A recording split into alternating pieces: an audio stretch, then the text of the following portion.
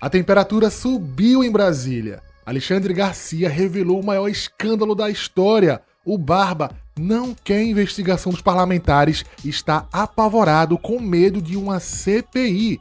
E você vai ver também, o presidente da OAB do Rio Grande do Sul peitou o STF e por essa o ministro Alexandre de Moraes não esperava. Você gosta de notícias sobre política? Deixe o seu like, se inscreva no canal e ative as notificações para ficar sempre alerta. Alexandre Garcia é um dos jornalistas mais corajosos do Brasil. Ele não tem papas na língua e mostrou toda a verdade, que o Nine está com medo de uma CPI. E aí, Lulu, tá com medo de uma CPI? Agora, outra questão que eu queria comentar com vocês, aquela entrevista de Lula para a Globo News, que ele disse que não é bom fazer uma CPI para investigar os ataques de domingo, né? Domingo, dia 8 de janeiro, a baderna, os destruidores de patrimônio público, os vândalos, né? Fazer uma CPI para isso. Como é que ele respondeu? Ele disse: uma CPI pode não ajudar e pode criar uma confusão tremenda. Aí eu fico pensando, como assim? Não quer investigar? Uma CPI pode não ajudar e pode criar uma confusão tremenda. Será que isso vale para a CPI da Covid, que criou efetivamente uma confusão tremenda na cabeça das pessoas, dizendo que não havia tratamento, né? Enfim, todos aquelas coisas que estavam muito além do que a medicina apurava no chão, né? E aí, né, eu fico pensando, é o seguinte, que uma CPI é uma investigação política. Foge do controle a investigação política. Porque aí não vai querer só saber dos agentes ativos da invasão e da destruição, mas vai querer investigar os agentes passivos, que poderiam ter prevenido e reprimido e evitado, né? Aí eu lembro do que disse o antigo chefe do gabinete institucional do governo Temer, quando houve 3 invasões de ministérios no mesmo dia, inclusive com fogo no Ministério da Agricultura, e ele disse: olha, a gente está sempre com a pior hipótese. E aí prevenimos, com a pior hipótese. O ministro da Defesa da época, Raul Jungmann, que era do Partido Comunista Brasileiro, disse a mesma coisa, que era plenamente defensável o Palácio do Planalto, Congresso e Supremo, e ninguém entende como é que as pessoas entraram lá, né? Então, uma CPI investigaria isso, né? Investigaria, porque todos os manuais de prevenção, de segurança, estão sempre baseados na pior hipótese. Se você vai planejar a segurança da sua casa, você não vai planejar que uma velhinha vai bater lá com um canivete na mão. Não, você vai planejar que vai chegar um bandido, vai querendo arrombar tudo e bem armado, né? Parece que isso não foi feito. O próprio Lula confessou na entrevista que ele deu, vou usar palavras dele: nós cometemos um erro elementar. A minha inteligência não existiu. Saí daqui da sexta-feira com a informação de que estava tudo tranquilo.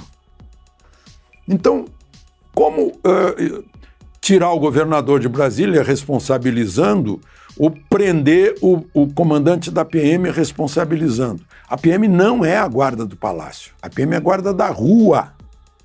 Não é a guarda. Quem é a guarda do palácio é a guarda presidencial, o batalhão da guarda presidencial, 1º Regimento de Cavalaria de Guardas, o Gabinete de Segurança Institucional é que trabalha nisso, né? E, em geral, como lembrou o general Etchegóin, chama a Força Nacional, que tem mais experiência que os recrutas, né? E o Poder Legislativo tem a Polícia Legislativa e o Supremo tem a Polícia Judiciária, todos muito bem equipados. Talvez por isso que não queiram uma investigação política para apurar as responsabilidades, né, dos dois lados, a responsabilidade política também de ter permitido essa balbúrdia, essa coisa horrorosa para a democracia, que foi a invasão da sede dos 3 poderes, com destruições lá dentro de bárbaros, por parte de vândalos. E outra pessoa bastante corajosa é o presidente da OAB do Rio Grande do Sul. Ele escancarou tudo que o STF está fazendo e fez um discurso duro contra as decisões do ministro Alexandre de Moraes. Vivemos um grave e delicado momento no país e por isso precisamos afirmar: 1. A democracia é valor inegociável e sua defesa é uma obrigação de todos os brasileiros. Não há outro caminho para o país ter prosperidade, desenvolvimento e paz que não seja por meio da democracia. 2. Os atos ocorridos em Brasília no dia 8 de janeiro de 2023 devem ser fortemente repudiados, pois caracterizam-se como prática criminosa e atentatória à democracia e ao Estado de Direito, devendo recair sobre aqueles que organizaram e participaram na prática de crimes naquele dia a devida responsabilização na forma da lei, assegurado o devido processo legal. 3. Há excessos praticados por parte do Supremo Tribunal Federal em decisões proferidas no âmbito do inquérito 4781 e em relação aos fatos ocorridos em Brasília, que violam a Constituição de 88 e que violam também o Estado Democrático de Direito, prerrogativas da advocacia, além de usurparem competência do Ministério Público e da própria magistratura. 4.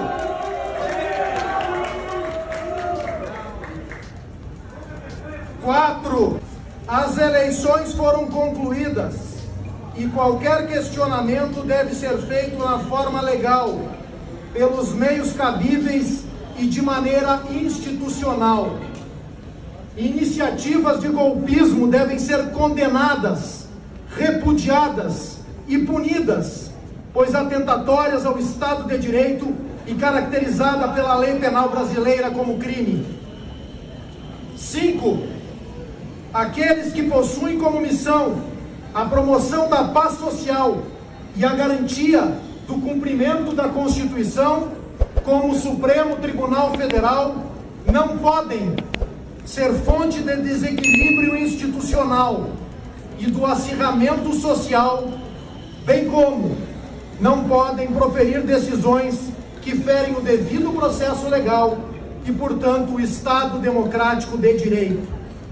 6. Cabe ao presidente da República, eleito, cumprir sua missão e falar para toda a sociedade, visando serenar os ânimos. 7.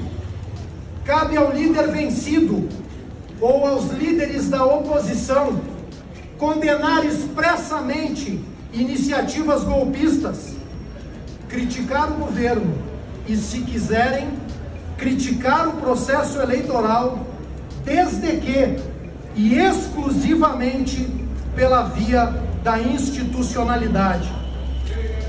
8. Cabe ao Supremo Tribunal Federal respeitar a Constituição, o devido processo legal e a lei orgânica da magistratura, fazendo com que instâncias competentes processem e julguem atos criminosos que estejam ocorrendo no país, extinguindo juízo universal criado pelo ministro Alexandre de Moraes, bem como se resguardar da exposição pública e midiática incompatível com a LOMAN. 9. Cabe ao Congresso Nacional, por meio de seus integrantes, pelos seus presidentes, exercer a fiscalização dos demais poderes, cumprir suas funções imediatamente e agir pela retomada da civilidade, colocando freio em violações ao Estado Democrático de Direito, venham de onde vierem. Repito, venham de onde vierem. 10. É grave e preocupante a restrição à liberdade da imprensa e de expressão no país, desde que tal liberdade respeite o limite da não realização de crimes por meio de redes sociais ou veículos de comunicação, por tratar-se a liberdade de expressão, nas palavras de Ulisses Guimarães, a rainha das liberdades e pilar do Estado de Direito. 11. Sempre defendemos as liberdades e garantias individuais, não importando o lado ideológico e o momento histórico dos fatos. Não podemos defender liberdades individuais e direitos fundamentais de forma seletiva e conforme nossas crenças ideológicas. 12. E concluo. O Supremo Tribunal Federal, as demais autoridades da República, os líderes da oposição e toda a sociedade civil organizada devem mudar a forma de agir, primando pelo equilíbrio, racionalidade, legalidade, ponderação e serenidade, com vistas à manutenção da democracia e do Estado de Direito. Se não houver esta mudança, a democracia estará em risco.